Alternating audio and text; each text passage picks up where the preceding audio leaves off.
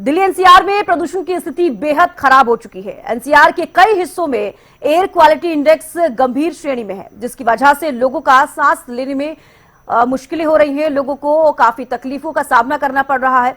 आज दिल्ली का औसतन वायु गुणवत्ता सूचकांक 374 दर्ज किया गया है। वहीं राष्ट्रीय राजधानी दिल्ली के आसपास के इलाकों का हाल भी काफी खराब है। नोएडा और गाजियाबाद का प्रदूषण स्तर भी काफी ज्यादा है, तो वहीं हरियाणा के भी कई शहरों में पॉल्यूशन से बुरा हाल है। ऐसे में लोगों को काफी सतर्क रहने की जरूरत है।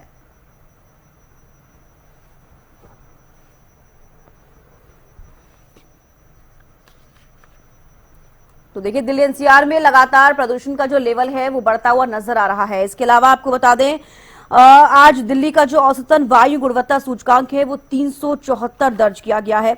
और वहीं राष्ट्रीय राजधानी दिल्ली के आसपास के इलाकों का हाल भी काफी खराब है। नोएडा और गाजियाबाद का प्रदूषण स्तर भी काफी ज्यादा है। तो आपको बता दें कि हरियाणा के भी कई शहरों में पॉल्यूशन से बुरा हाल है। ये तीन तस्वीरें आप टीवी स्क्रीन पर देख पा रहे हैं। अक्षरधाम दिल्ली की तस्वीर, एम्स और यमुना नदी में भी ये सफेद झाग की जहरीली परत आप देख रहे हैं। लगातार पॉल्यूशन का लेवल दिल्ली एनसीआर, दिल्ली, हरियाणा और आसपास के कई इलाकों में देखने को मिल रहा है। लोगों को सांस लेने में तकलीफ हो रही है और साथ ही साथ आंखों में जलन जैसी समस्या भी लोगों को झेलनी पड़ रही है। लेकिन अभी तक भी पॉल्यूशन का जो लेवल है, इस पर देखा जाए तो कोई कमी नहीं आ रही। हालांकि इसकी रोकथाम के लिए भी कई चीजें केंद्र सरकार के द्वारा भी की जा रही हैं। जैसे कि लगातार हम जिक्र करते हैं ग्रेप 2 का, जिसमें कि जो डीजल से चलने वाले जनरेटर हैं उन पर रोक लगाई गई, प्रतिबंध लगाया गया। और जहां पर ज्यादा पॉल्यूशन लेवल बढ़ा हुआ है वहां पर पानी का छिड़काव लगातार किया जा रहा है। लेकिन उसके बावजूद भी जो पॉल्यूशन का लेवल है जस के तस बना हुआ है, लेकिन वृद्धि जरूर हो रही है, कमी नहीं आ रही। तो बड़ा सवाल यह है, बहुत से ऐसे कारण हैं जिसकी वजह से पॉल्यूशन का लेवल भी बढ़ रहा है। आमतौर पर कहा जाता है कि किसान जो पराली जलाते हैं उससे पॉल्यूशन का लेवल बढ़ रहा है। फैक्ट्रियों से जो निकलने वाला केमिकल है, जो धुआं है, उससे पॉल्यूशन का लेवल बढ़ता है। कूड़ा करकट जो लोग जलाते हैं आसपास के इलाकों में, उससे भी पॉल्यूशन का लेवल बढ़ रहा है। तो कहीं ना कहीं जितनी जिम्मेदारी सरकार की है उतनी जिम्मेदारी जनता की भी है कि आप भी इन चीजों का ख्याल रखें।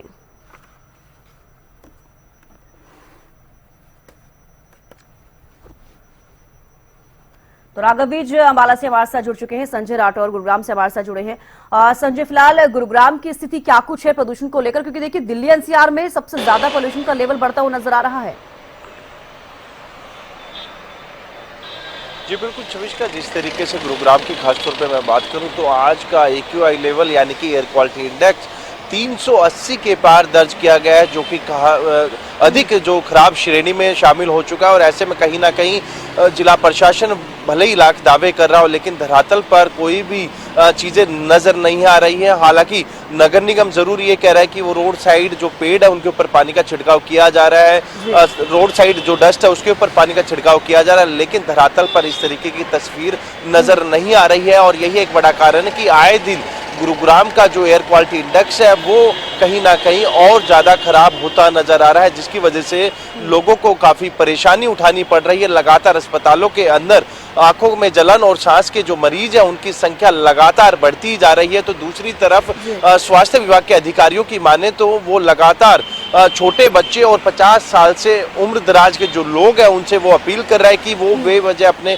घर से बाहर ना निकलें। यदि घर से बाहर निकलें तो मास्क का उपयोग जरूर करें, क्योंकि इन दो एज ग्रुप को सबसे ज्यादा इफेक्ट ये जो एयर पोल्यूशन है कहीं ना कहीं इनको इफेक्ट कर रहा है, जिसकी वजह से उन लोगों को काफी परेशानी उठानी पड़ रही है। तो दूसरी तरफ सरकार भी लगातार सख्ती बरतने की बात कर रही है, लेकिन गुरुग्राम में खुले में जिस तरीके से अभी आपने भी जिक्र किया, ग्रैप 2 लागू होने के बाद डीजल के जो जनरेटर हैं उनको बैन कर दिया गया। लेकिन अभी भी गुरुग्राम के कुछ ऐसे इलाके हैं जहां पर धड़ल्ले से डीजल के जो जनसेट है वो चल रहे हैं।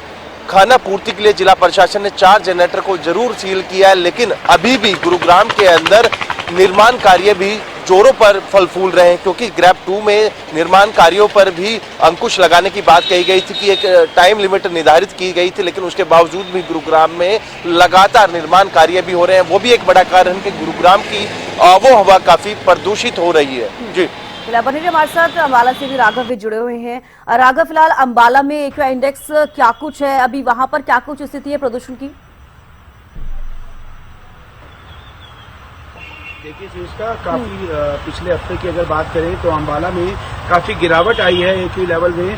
आज के अगर एक्यू लेवल की बात करें तो 160 है, जबकि 1 तारीख को 350 जो है वो आंका गया था। लेकिन 160 जो आज लेवल आया है ये भी कहीं ना कहीं पुअर एयर क्वालिटी को दर्शाता है, और लोगों को जो सुबह सैर करने निकलते हैं उन्हें काफी सांस लेने में और आंखों में जलन की काफी शिकायत आ रही है, और आंखों की जलन के मरीज भी काफी जो है सामान्य अस्पताल में देखने को मिल रहे हैं। लेकिन नगर निगम जो यहाँ का प्रशासन है, नगर निगम द्वारा लगातार छिड़काव किए जा रहे हैं, और दूसरी तरफ पराली जलाने को लेकर, पराली जलाने वाले किसानों को लेकर लगातार प्रशासन जो है वो पूरी सख्ती दिखाया हुआ है। और जो लोग कूड़ा जला रहे हैं लगातार सोशल मीडिया के माध्यम से और विज्ञापन के माध्यम से नगर निगम अंबाला जो है अपील कर रहा है कि किसी भी तरह से कोई अपने आसपास कूड़े के ढेर ना जलाएं, और जो बच्चे हैं वो कम से कम घर से बाहर निकले। लेकिन आपको बता दूं कि अस्पतालों के अंदर आंखों में जलन और खांसी के काफी केस जो है वो यहाँ पर देखने को मिल रहे हैं। हालांकि गिरावट काफी एकदम से आई है, 350 से सीधा 160 जो है वो पहुंच गया है। लेकिन अभी भी लोगों को सांस लेने में दिक्कत हो रही है और आंखों में जलन हो रही है। खासकर सुबह जो सैर करने निकलते हैं लोग, उनका ये कहना है कि लगातार उनकी आंखों में जलन हो रही है, जिससे उन्हें सैर करने में भी काफी दिक्कत का सामना करना पड़ रहा है। तो कहीं ना कहीं रोकथाम जो की जा रही है उसका असर अंबाला में देखने को मिल रहा है। लेकिन गुरुग्राम की क्या कुछ स्थिति है संजय? क्योंकि देखिए अंबाला का जिक्र अभी हम संवाददाता जो बता रहे थे कि वहां पर फिलहाल थोड़ी कमी जरूर प्रदूषण में आई है, लेकिन दिल्ली एनसीआर, गुरुग्राम का हम जिक्र करें, हरियाणा के भी कई ऐसे जिले हैं, कई ऐसे शहर हैं जहां पर अभी भी पॉल्यूशन लेवल जो है बढ़ता हुआ नजर आ रहा है। संजय,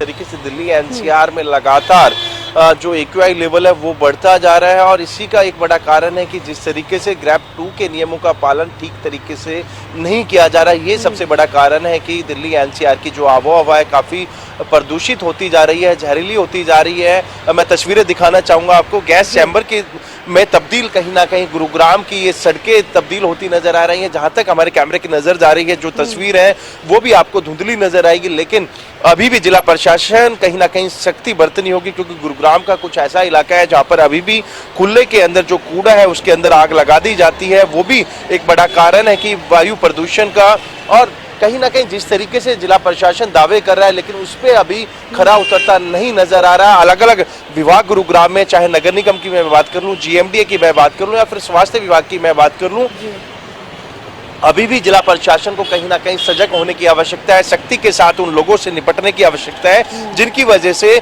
आम लोगों को कहीं ना कहीं परेशानी उठानी पड़ रही है। क्योंकि एक व्यक्ति जब कूड़े में आग लगाता है तो उसके आसपास रहने वाले लोगों को भी वो इफेक्ट करता है। तो ऐसे में कहीं ना कहीं अब लोगों को भी अपनी जिम्मेदारी समझनी होगी। जहां सरकार लगातार यही प्रयास कर रही कि बढ़ते हुए एयर क्वालिटी इंडेक्स को किस तरीके से नियंत्रण में किया जाए और सख्ती बरती जाए, लेकिन उसके बावजूद भी गुरुग्राम का कुछ ऐसा तबका है जो अभी भी ग्रैप 2 के नियमों को ताक पर रखकर इस तरीके की जो आगजनी है, जो कूड़े के अंदर आग लगा रहे हैं। तो कहीं ना कहीं लोगों को भी अपनी जिम्मेदारी समझनी होगी और प्रशासन का सहयोग करना होगा, जिससे कि गुरुग्राम की जो आबो हवा काफी प्रदूषित है उसको नियंत्रण में किया जा सके। क्योंकि आज की बात करूं तो 380 के पार गुरुग्राम का एयर क्वालिटी इंडेक्स जा पहुंचा है। तो आने वाले समय में ये और अधिक होगा, क्योंकि समय रहते हुए लोगों पर लगाम नहीं कसी गई। तो बिल्कुल संजय, जिस तरीके से आप भी जिक्र करें 380 के पार गुरुग्राम का पहुंच चुका है, हालांकि दिल्ली में भी 400 के पार इंडेक्स पहुंच चुका है। कहीं ना कहीं पॉल्यूशन का लेवल लगातार बढ़ रहा है, और जिस तरीके से आपने भी जिक्र किया कि जिला प्रशासन को भी सख्ती दिखाने की जरूरत है, क्योंकि ग्रेप 2 का भी कहीं ना कहीं उल्लंघन करते हुए लोग नजर आए हैं।